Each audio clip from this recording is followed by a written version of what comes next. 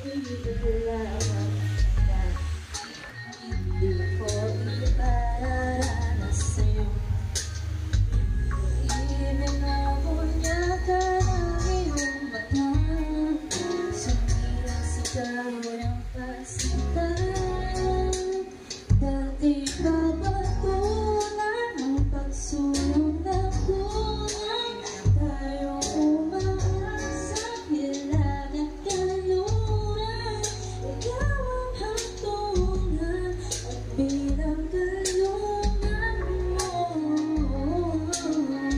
Ako ang sasagip sa'yo.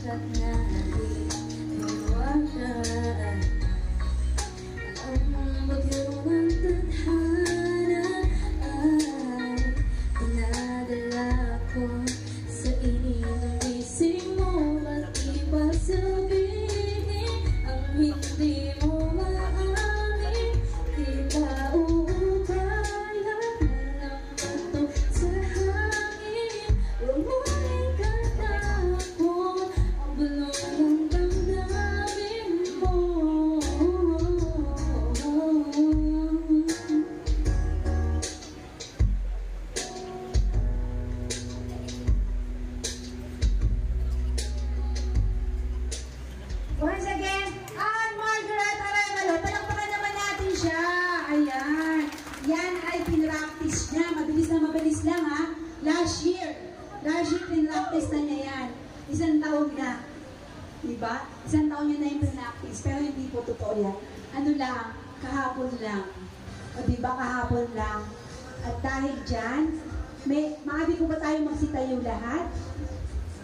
Okay, may I call on Mr. Camilo Arevalo para sa ating invocation.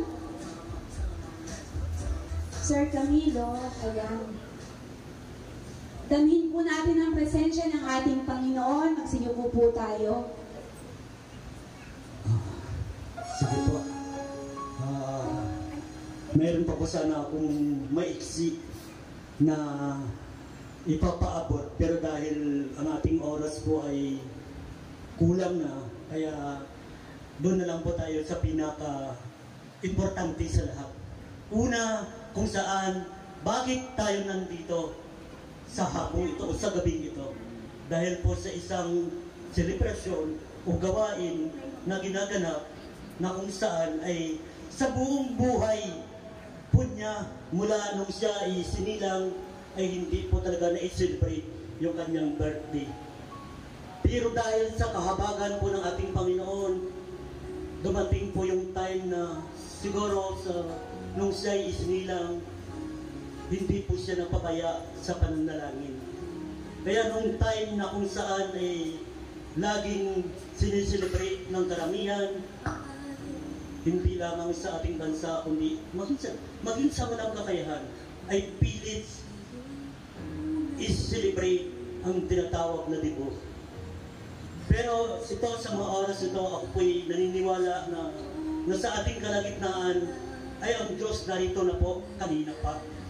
Kaya nga po yung ating host is nag-suggest po ako na kung pwede na pong simulan dahil alam ko yung mga iba po sa atin ay mayroon pa pong mga appointment pagdating sa bahay.